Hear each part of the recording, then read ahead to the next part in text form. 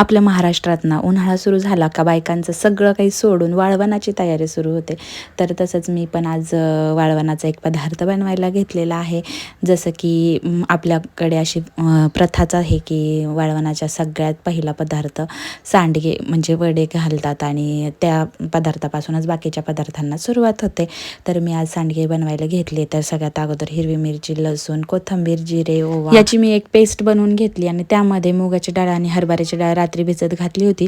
त्याची पण पेस्ट वाटून टाकली आणि हळद टाकली आणि थोडंसं चवीपुरतं मीठ टाकलं आणि त्यानंतर हे सगळं मिश्रण मस्त असं एकत्र केलं आणि मस्त एकजीव झाल्यानंतर त्याचे छान वडे पाडायला घेतले. अगोदर त्याला मी थोडंसं फेटून घेतलं आणि नंतर मग मी त्याचे वडे तोडले. तर वडे मी ना हे पंतरवाळीमध्येच तोडले म्हणजे जसं की ना ते उचलून ठेवायला पण सोपं जातं आणि नंतर ते वाळल्यानंतर लगेचच वेगळे पण होतात. म्हणजे नुसती पंतरवाळी हलवली का सगळं एकत्र होतात आणि खूप सोप्या जातात म्हणजे पंतरवाळीवरती आणि ताटं पण भरत नाही. मागच्या वर्षी ताटात केले होते तर मला घासायला खूप ताटं पडले होते. तर यावर्षी एक ताट घेतला आणि त्यावरती अशी पंतरवाळी ठेवायची, वडे घालायचे आणि मग ते ताटातली पंतरवाळी अशी उन्हात सरकून द्यायची. काही वेळ मी पुढच्या गॅलरीत वडे सुकायला ठेवले आणि त्यानंतर दुपारनंतर तिथलं ऊन गेल्यानंतर मागच्या गॅलरीमध्ये सुकायला ठेवले आणि वडे दुपारपर्यंत छान सुकले.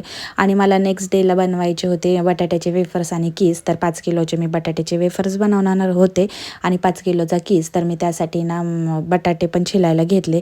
तोपर्यंत माझे सांडगे पण बऱ्यापैकी वाळले होते आणि अशा पद्धतीने बटाटे अगोदर छिलून घेतले. त्यानंतर त्याचे वेफर्स पाडून घेतले आणि माझ्या किसनीने वेफर्स खूप पटापट होतात आणि बटाटे पण मी लांब लांब आकाराचे घेतले होते ना, त्यामुळे वेफर्स फास्ट झाले आणि 5 किलोचे केले मी आणि 5 किलोचं किस करणार होते.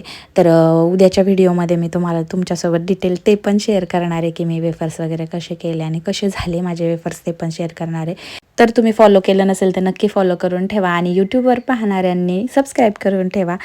वेफर्स आणि किस करून झाल्यानंतर मी ते पातेल्यात पाणी टाकून रात्रभर पाण्यामध्ये भिजत ठेवले होते आणि नेक्स्ट डेला मी त्याचे वेफर्स बनवणार होते. आणि हे वेफर्स मी पाण्यात ठेवण्या अगोदर 4 ते 5 पाण्याने व्यवस्थित धुवून घेतले आणि मग नंतर ते पाण्यात भिजत ठेवले रात्रभरासाठी.